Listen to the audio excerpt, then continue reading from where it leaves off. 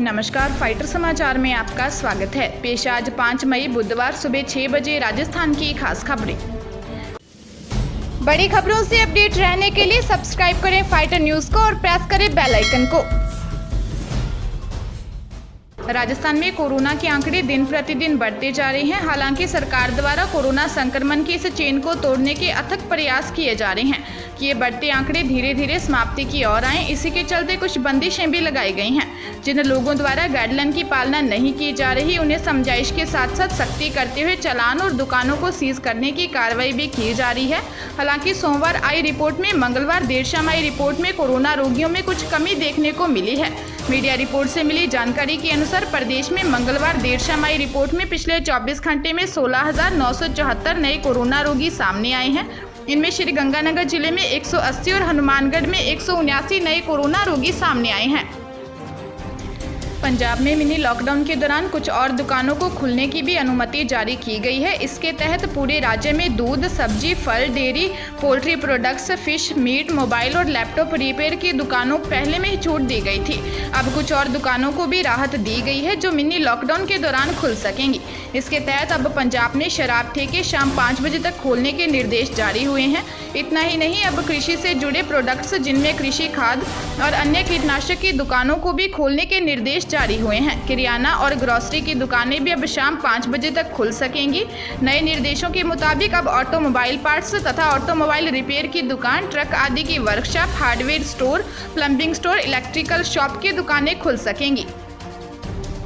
बाड़मेर जिले के मोक्षधाम में पिता की चिता में एक बेटी के कूदने की जानकारी सामने आई है। मौजूद परिजनों ने पुत्री को किसी तरह बाहर निकाला।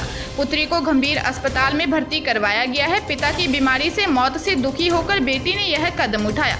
तीनों बेटियों ने पिता के अंतिम संस्कार में मौजूद रहने की इच्छा जताई थी। परिजन तीनों बेटियों को मोक्षधाम ले गए थे। एक बेटी ने भावावेश में आकर यह कदम उठा लिया। सूचना पर कोतवाली पुलिस भी मौके पर पहुंच गई। पुलिस मामले की जाँच कर रही है। बढ़ते कोरोना संक्रमण के चलते ट्रेनों के संचालन पर असर पड़ रहा है, जिसके चलते रेलवे प्रशासन ने 7 जोड़ी 14 ट्रेनों का संचालन रद्द कर दिया है। मिली जानकारी के अनुसार श्रीगंगानगर हरिद्वार श्रीगंगानगर स्पेशल ट्रेन 6 मई से रद्द रहेगी। वहीं हिसार रेवाड़ी हिसार स्पेशल ट्रेन 8 मई से रद्द रहेगी। इसके अलावा चूरू सीकर चूरू चूरू जयपुर चूरू 6 मई से रद्द रहेगी। जयपुर इंदौर जयपुर द्विसाप्ताहिक 7 मई से रद्द रहेगी। Ajmer Agra fort Ajmer special train को भी 6 मई से रद्द कर दिया है।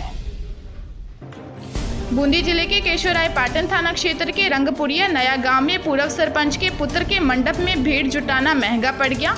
मिली जानकारी के अनुसार समारोह में कोरोना गाइडलाइन की भी पालना नहीं हो रही थी। सूचना पर पहुंचे पुलिस उपाधीक्षक नीतिराज सिंह और एसडीएम एचडी सिंह ने 1 लाख रुपए का जुर्माना भर दिया। पूर्व सरपंच सहित परिजन मन्नतें करते नजर आए, लेकिन दोनों अधिकारी सख्त नजर आए। इलाके में 1 लाख रुपए की जुर्माना राशि की यह पहली कार्रवाई है। अन्य वैवाहिक कार्यक्रमों में भी अफरा तफरी मची रही। भीलवाड़ा जिले के सोबुरा गांव में पत्नी द्वारा पति का मरते दम तक साथ निभाया गया। मिली जानकारी के अनुसार दोनों ने दुनिया भी साथ साथ छोड़ी। पति की मौत के 12 घंटे बाद पत्नी ने भी दम तोड़ दिया। एक ही चिता पर दोनों का अंतिम संस्कार हुआ। जानकारी के अनुसार 85 वर्षीय पति रामलाल की सोमवार देर रात मौत हो गई थी, जिसके चलते मंगलवार को पत्नी नंदू देवी की भी मौत हो गई, जिसके बाद दोनों का एक ही चिता पर संस्कार किया गया। जेईई मेन अप्रैल परीक्षा के बाद अब जेईई मेन मई 2021 की परीक्षा भी पोस्टपोन कर दी गई है। नेशनल टेस्टिंग एजेंसी ने इस संबंध में नोटिस जारी कर दिया है। इसके अलावा शिक्षा मंत्री रमेश पोखरियाल निशंक ने ट्विटर पर इसकी जानकारी दी है। बता दें कि कोविड-19 की दूसरी लहर के चलते शिक्षा मंत्रालय ने सभी संस्थानों से सोमवार शाम को मई 2021 में निर्धारित सभी ऑफलाइन परीक्षाओं को स्थगित करने का आग्रह किया था। संविदा पर कार्यरत कर्मचारियों को हटाने पर हाईकोर्ट ने रोक लगा दी है। संविदा पर कार्यरत फार्मासिस्ट और कंप्यूटर ऑपरेटरों को हटाने पर जस्टिस संजीव प्रकाश शर्मा की अदालत ने आदेश देते हुए रोक लगा दी है। वहीं बकाया मानदेय देने का भी आदेश दिया गया है। मामले में हाईकोर्ट ने चिकित्सा सचिव एवं अतिरिक्त चिकित्सा निदेशक से जवाब तलब किया है। CHHO Sikar medical officer CHC Madhopur से भी जवाब तलब किया गया है। याचिकाकर्ता के अधिवक्ता रामप्रताप सैनी ने अदालत को बताया कि याचिकाकर्ता कंप्यूटर ऑपरेटर और फार्मासिस्ट के पद पर संविदा पर कार्यरत हैं। इन संविदा कर्मियों को हटाकर इनकी जगह दूसरे कार्मिकों को लगाना चाह रहे हैं। याचिकाकर्ताओं को गत वर्ष से वेतन भी नहीं मिल रहा है, जिस पर अदालत ने यह फैसला सुनाया है।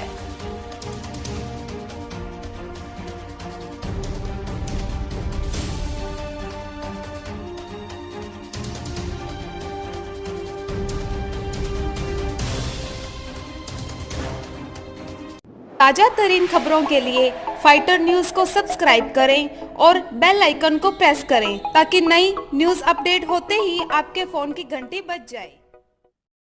Once again